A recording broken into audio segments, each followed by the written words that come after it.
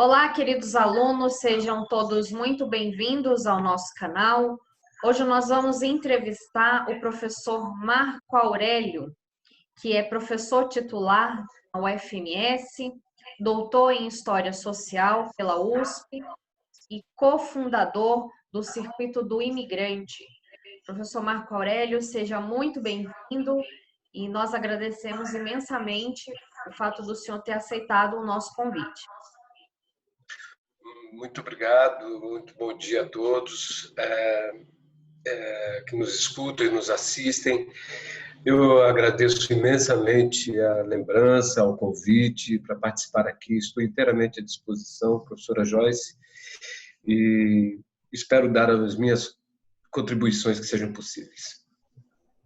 Muito obrigada novamente, professor Marco Aurélio. O tema dessa entrevista é a migração internacional em fronteira e os compromissos da academia. Inicialmente, professor Marco Aurélio, nós gostaríamos de saber a diferença que há entre zona de fronteira e limites territoriais. Vamos trabalhar, então, com essa questão num duplo sentido. Primeiro, no sentido mais conceitual, e depois no sentido prático, com alguns exemplos. O limite territorial ele é marcado pela linha do mapa, né? O mapa do Brasil e todos aqueles riscos que temos ali são os limites que nós temos, sejam eles territoriais, físicos, sejam eles os limites oceânicos, né? No caso da nossa fronteira na costa atlântica. Esse é o limite. São fruto de acordos internacionais envolvendo pelo menos 2 países que delimitou onde termina, onde começa a soberania de cada um desses países. A fronteira, ela é algo que é uma mancha muito maior, ela é um desenho muito mais amplo do que essa linha, porque ela está relacionada à vida e as práticas corriqueiras que ocorrem naquela região, daquela linha. Então, nós temos, por exemplo, tríplices fronteiras, como no caso Brasil, Peru e Colômbia, ou Brasil, Paraguai e Argentina. Ou temos fronteiras duplas, como no caso Corumbá, aqui de Corumbá, Brasil e Bolívia. Independente de ser dupla ou tripla, ou mais do que isso, porque temos até mais do que isso, a fronteira ela tem uma dinâmica. Essa dinâmica que as sociedades constroem ali naquela região, ela é totalmente diferente daquilo que se pensam as autoridades estatais ali naquela região, que estão definidas por uma linha. Isso que a autoridade tem, é onde eu posso alcançar com a minha autoridade. A partir do momento que eu cruzar essa linha, eu perco a minha autoridade, eu estou no território estrangeiro. Eu não pertenço mais àquele território e não tenho mais aquela autoridade do meu território de origem. Então, um policial que está numa captura, numa perseguição a um bandido, o bandido cruzou o limite internacional que separa 2 países. Se o policial cruzar também, ele está cometendo uma ilicitude, porque não pertence mais ao seu território e nesse novo território a sua autoridade não existe. Então, mas em compensação, o que seria a fronteira? A fronteira, no exemplo mais típico, é a forma como as pessoas... Alguns falam que os fronteiriços transgridem os limites. Eu diria que não. Eu diria que os fronteiriços constroem seus parâmetros, né, de documentação, de indocumentação, de comércio, de tráfego de pessoas, tráfego de pessoas e de mercadorias, licitudes e ilicitudes que são consentidas ou são rechaçadas pela própria sociedade. Mas essa é a diferença. Eu diria assim, com as palavras da professora Lia Osório Machado: os limites pertencem aos estados, aos governos. A fronteira pertence aos povos que vivem ali. Perfeito, ficou bem claro, professor, essa diferenciação. E também gostaríamos de saber o que seriam as fronteiras esquecidas. Primeiro que até o título de um livro, né, que eu tive a honra de participar, de escrever junto com o professor Paulo Esselim e o professor Tito Carlos de Oliveira, falando de fronteiras esquecidas, né, que é uma expressão que a gente tem que pensar o seguinte, né, se ela é esquecida, por quem ela não foi lembrada? Né? Fugiu a memória de quem? De que tipo? Na verdade, o que a gente quis tratar naquele livro sobre memórias esquecidas, perdão, de fronteiras esquecidas, é de como que são construídas ao longo de uma história toda uma trajetória no campo das altas esferas políticas, ou seja, nas relações internacionais, no Ministério da Defesa, entre os países que compõem as fronteiras aqui de Mato Grosso do Sul, no caso Bolívia e Paraguai, e também de como que aqui no chão, aqui no dia a dia, também são construídas essas relações com parâmetros diferentes, já não mais de limites e de território, mas sim de vida fronteiriça, e como que tudo isso, das altas esferas, tudo que ocorre aqui no chão, tudo isso é esquecido no momento de se fazer um debate a respeito da fronteira e de que desse debate não seja para criminalizá-la pelo ilícito que adentra no território, pelo ilícito que vai trazer diversos danos dentro do território. Então, nesse sentido, a fronteira realmente ela é esquecida. Ela só é lembrada no seu aspecto mais ilícito, que não é definitivamente um caminho agradável. Ok, interessante essa análise. Ademais, professor Marco Aurélio, segundo as suas pesquisas científicas, poderíamos dizer que a fronteira é socialmente um elemento divisório ou integrador? Professora, eu diria o seguinte: nenhum nem outro. Nenhum nem outro. A fronteira ela tem uma dinâmica que ela divide e integra da mesma forma. Eu conheço famílias que são aqui no Corumbá, também lá em Uruguaiana, ou em Foz do Iguaçu, pelas fronteiras por onde eu já passei, famílias que vivem de um dos lados da fronteira, que é composto por um nacional e o outro nacional do outro país. Então, aqui em Corumbá, nós vamos encontrar uma família que tem um brasileiro ou uma brasileira casado com um boliviano ou uma boliviana. E que, portanto, seria um traço de integração entre os povos que vivem ali. Mas dentro do seio dessa família, bem no íntimo dessa família, esse homem brasileiro chama sua esposa de bugra, de índia. Quer dizer, aparecem as diferenças, aparecem os preconceitos, os racismos, mesmo dentro de um íntimo de uma família constituída, de uma família consolidada, com uma família estruturada e tudo mais. Estruturada e muitas vezes com bases muito desintegradoras. Então, eu diria que a vida na fronteira, ela tem, como todas as vidas, em todos os lugares, ela tem esses fatores no mesmo instante, de integração e de separação e de muito dinamismo. Ela é muito movediça. A vida na fronteira ela é muito movediça. Então, se nós pegarmos um estudo sobre a sociologia do casamento na fronteira, como já foi publicado, de 2010, ou seja, em 10 anos, essa sociologia ela precisa ser atualizada, porque muito já se modificou e agora, em tempos de pandemia, então, é que as coisas estão realmente muito mais diferentes. Perfeito, professor. Realmente há essas características antagônicas, né, na zona de fronteira, como o senhor bem colocou. Uma outra questão que nós gostaríamos que o senhor pudesse nos elucidar é que elementos poderíamos destacar no que se refere ao ingresso e à receptividade de imigrantes nas fronteiras do Brasil com os demais países sul-americanos. Eu vou tentar ser o mais didático possível, né? Porque esse é um assunto de uma escala continental. Falar de Brasil e não colocar uma escala continental é algo que realmente não vale a pena. Então, é uma escala muito ampla, e o risco da generalização é um risco do equívoco.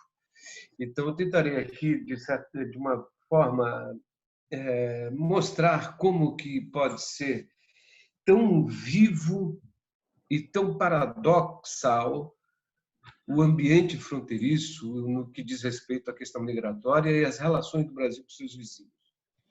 Vamos pegar aqui alguns exemplos do que está acontecendo em Pacaraima, na fronteira Brasil-Venezuela, lá em Roraima, e do que acontece aqui em Corumbá, na fronteira Brasil-Bolívia. Então, nós temos um fluxo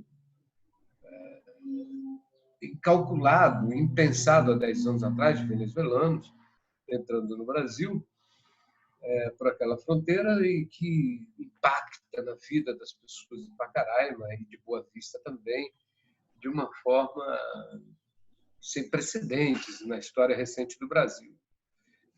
São cidades inteiras que passam a viver um cotidiano impensado, um cotidiano não planejado, não... E outra, depois que esse cotidiano está estabelecido, com muito poucas respostas das autoridades, principalmente das autoridades centrais do Brasil, no que diz respeito à saúde, assistência social e tudo mais. A operação acolhida em Roraima ter dado algum resultado, que estão em fase de análise ainda de diversos órgãos governamentais ou não, conferindo essa dispersão deles pelo território nacional, que tipo de benefícios tem produzido na vida dessas pessoas e que impacto tem trazido nas comunidades que estão recebendo esses migrantes.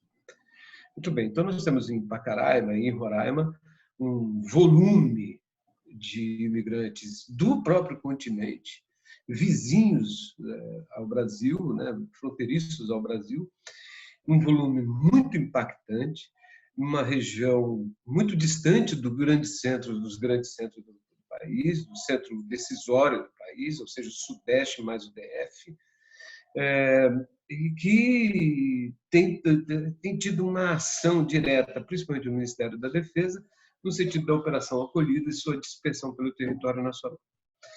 Em contraponto, nós temos Corumbá, em que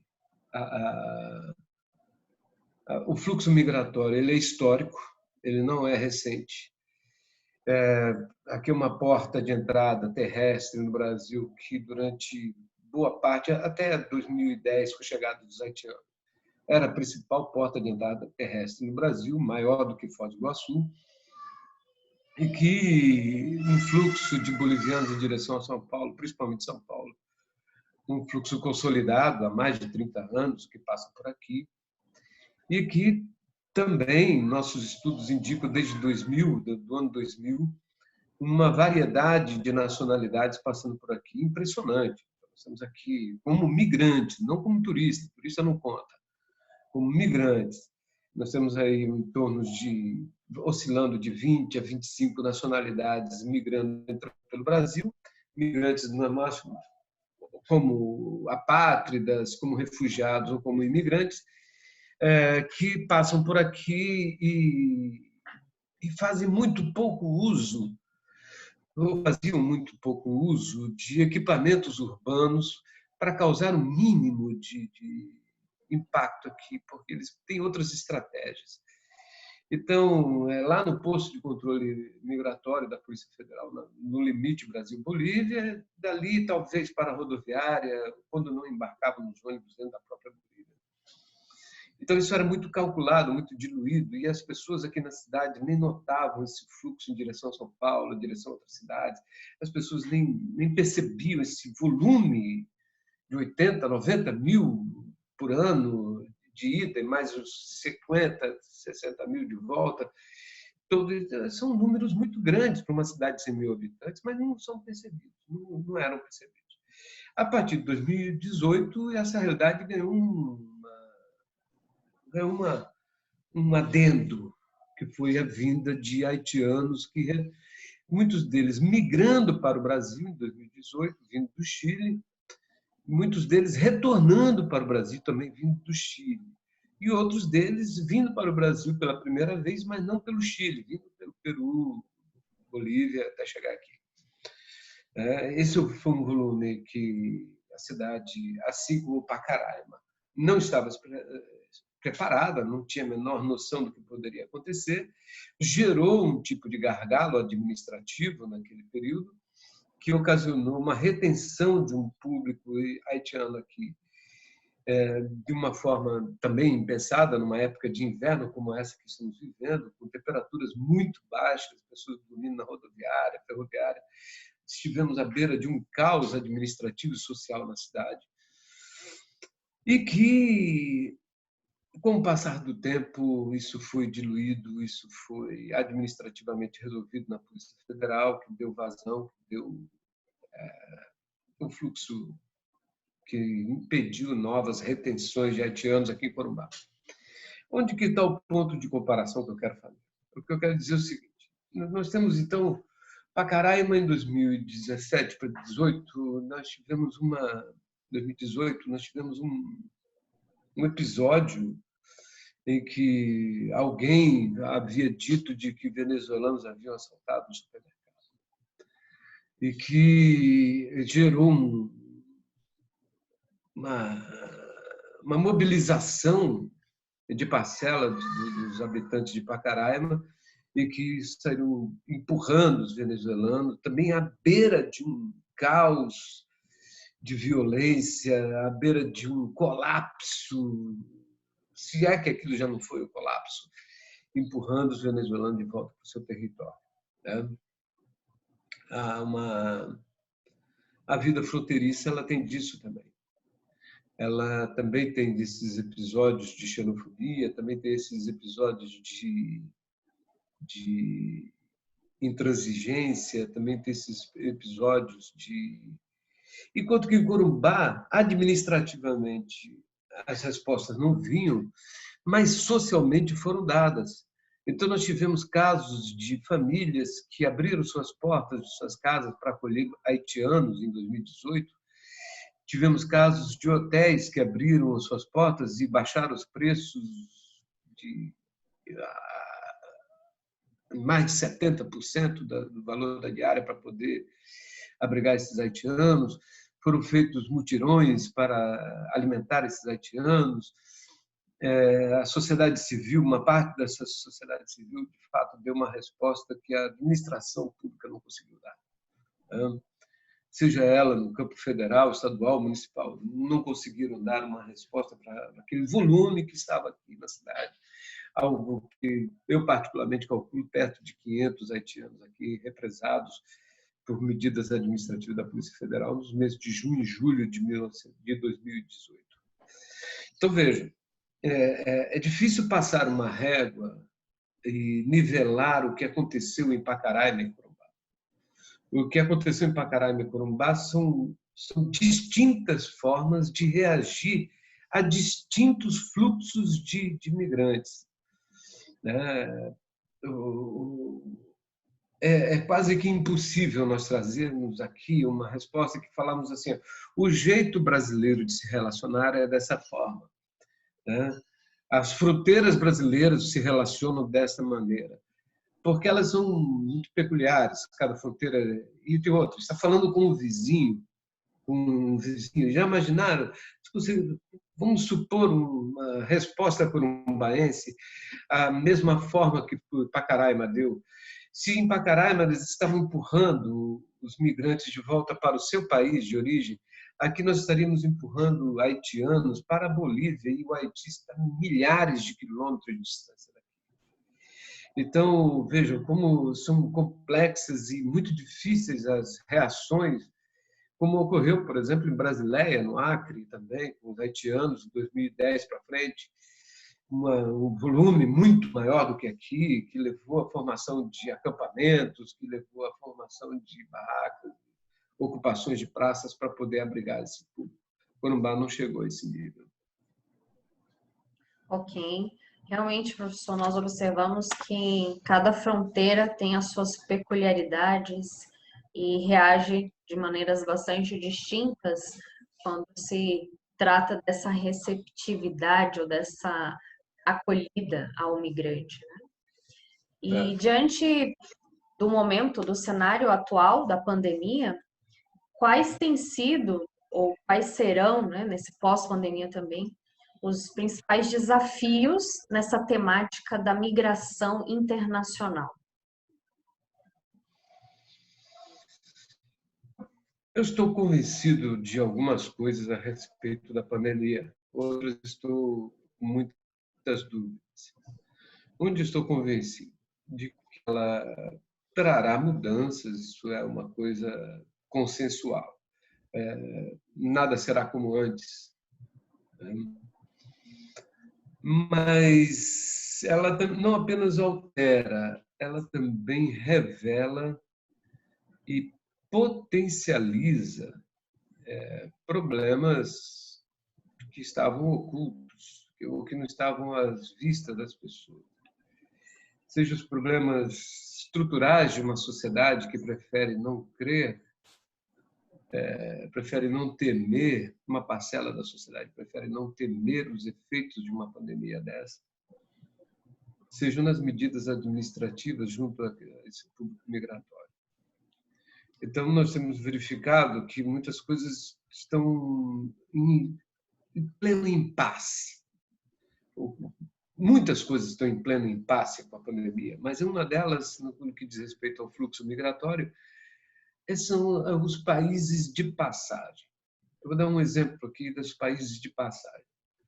Alguns países,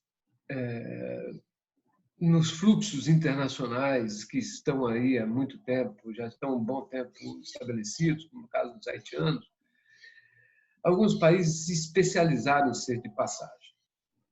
Eles não são origem e nem são destino. Nem os haitianos querem ficar ali, nem eles querem que os haitianos fiquem. Então está muito bem, está perfeito. Eu não quero ficar, você não quer que eu fique. Mas tem o fluxo de passagem, que é o caso do Peru, da Bolívia, e lá na América Central, o caso de El Salvador e Nicarágua, que se especializaram nisso, nessa questão do fluxo de passagem. Acontece que, com o fechamento das fronteiras, tem sido de permanência.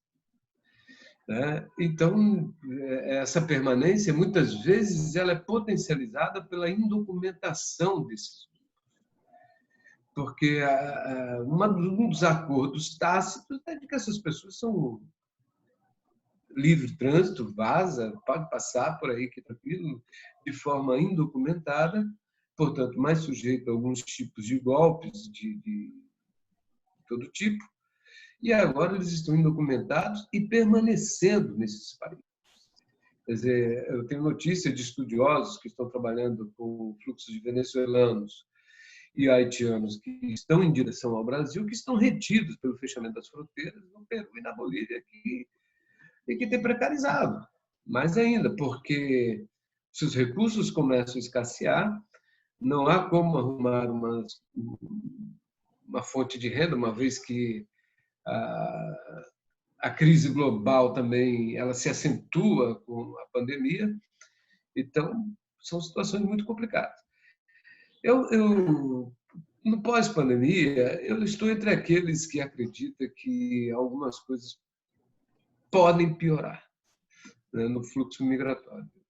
Entre elas, a xenofobia, né? Então, assim, as pessoas que não são do meu lugar, que não são do meu país, estão vindo de outros lugares, de outros países, e essas pessoas são portadoras de mais ameaças ainda agora relacionadas à saúde, à propagação de doenças e tudo mais. Então, eu acredito que há um risco enorme de que as coisas piorem nesse sentido, xenófobos, a partir do fim da pandemia, ou no correr da própria pandemia, né? De que os discursos e práticas xenófobas possam se acentuar, possam ter pioras consideráveis e o endurecimento das políticas que a gente percebe em vários países, o endurecimento já com a questão migratória. O Brasil ainda não está totalmente endurecido, está com a fronteira fechada, então o fluxo migratório também está fechado. mas assim, em termos de endurecimento, o Brasil ainda não está no mesmo pé de outros países, do nosso próprio continente ou de outros lugares. Mas é uma coisa a ser pensada, a ser temida e, se possível, ser evitada. Ok, muito obrigada, professor, também por fazer essa análise. E certamente nós teremos mais desafios acadêmicos para debater a respeito dessas questões. Tudo muito recente, né? Essa projeção do que virá realmente nos causa ainda alguns temores, alguns receios.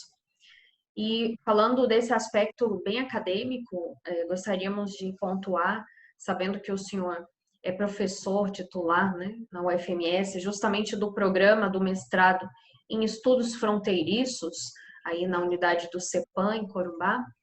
Gostaríamos que o senhor pudesse aqui explanar para os nossos acadêmicos a respeito desse programa de mestrado, quais são algumas das características, que sugestões o senhor poderia repassar àqueles que de repente gostariam até de cursar o programa, algumas coisas, algumas observações nesse sentido, gostaríamos de ouvir. Ótimo, eu adoro falar sobre o programa. Foi criado em 2008, está com 12 anos já de existência o nosso programa de estudos fronteiriços. Eu adoro falar sobre ele. Vamos falar. As duas principais características dos estudos de fronteira aqui no nosso programa são: ele é interdisciplinar e ele é profissional. Então, são duas características muito especiais, porque o interdisciplinar ele requer a apropriação de metodologias, de métodos e metodologias que não são da sua carreira de origem. Você mesmo, professora Joyce, a senhora mesmo, teve que fazer um trabalho de historiadora aqui comigo quando eu a orientei, né? A senhora que é uma doutora, uma advogada, tive a honra de orientar no mestrado, teve que desempenhar leituras de historiadora aqui no nosso programa, assim como eu tenho assistência social que está fazendo um trabalho mais voltado para a geografia, porque precisa de um domínio interdisciplinar muito importante, né? Então, de uma metodologia de trabalho. Muitas vezes o pessoal fala assim: porque eu citei um dado histórico, então meu trabalho já tem história, então já é interdisciplinar. Não. É necessário que se tenha um conhecimento da metodologia que está sendo aplicada e que precisa ser adaptada aos estudos fronteiriços. Esse é um aspecto que eu considero dos mais relevantes. Então, aqueles que tiverem interesse em ingressar, procure verificar nas dissertações que nós já temos na nossa página do mestrado, como que é construída essa questão da interdisciplinaridade. Ela é carro-chefe do mestrado. O outro carro-chefe, junto com a interdisciplinaridade, que é o mestrado profissional. Olha, o que significa o mestrado profissional? No Brasil tem duas modalidades de mestrado: o acadêmico e o profissional. Qual a diferença entre um e o outro? Ambos têm um problema a ser atacado.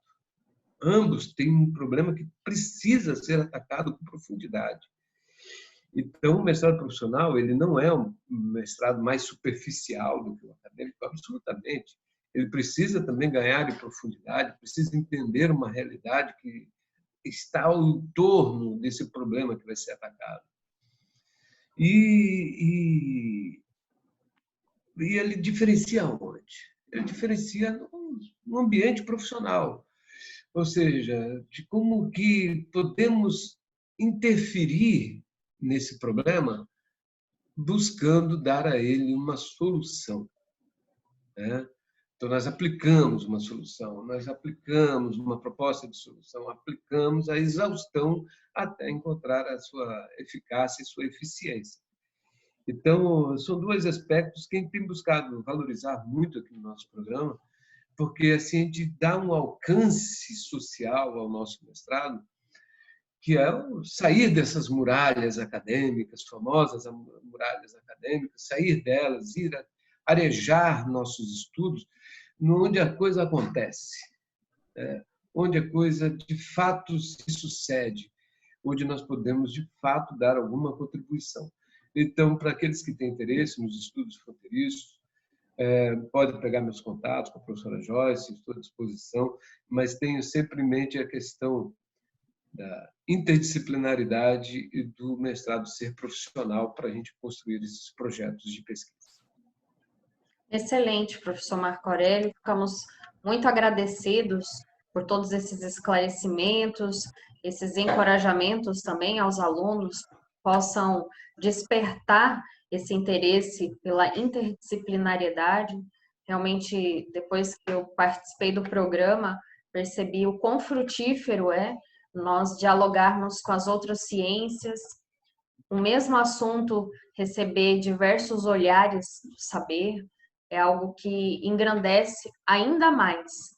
É um pouco mais desafiador, sem dúvida, né? Porque a gente tem que se lançar, sair da nossa zona de conforto, mas realmente é algo bastante benéfico. Agradecer todo o suporte, né, que o senhor me deu na época, né, como meu orientador, sem dúvida nenhuma, pôde abrir novas formas de pensar.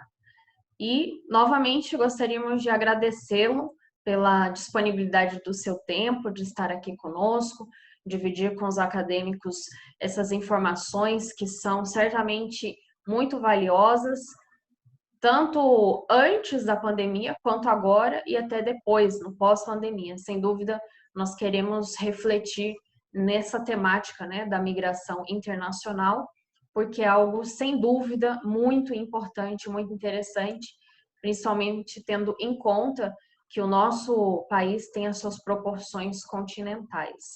Muito obrigada, professor Marco Aurélio. Eu agradeço, professora Joyce, ao convite, a oportunidade de dialogar, é sempre importante. Eu tenho um apreço muito grande pela senhora, pela sua família, e eu desejo a todos que nos assistem que tomem seus cuidados, que tenham muita saúde, que a gente saia dessa. Se vamos sair melhores ou piores, não sei, mas que a gente saia com um espírito de percepção de uma realidade que está em franca alteração e que a gente se promova para melhor.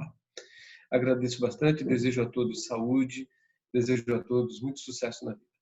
Abraço. Abraço, professor. Até mais.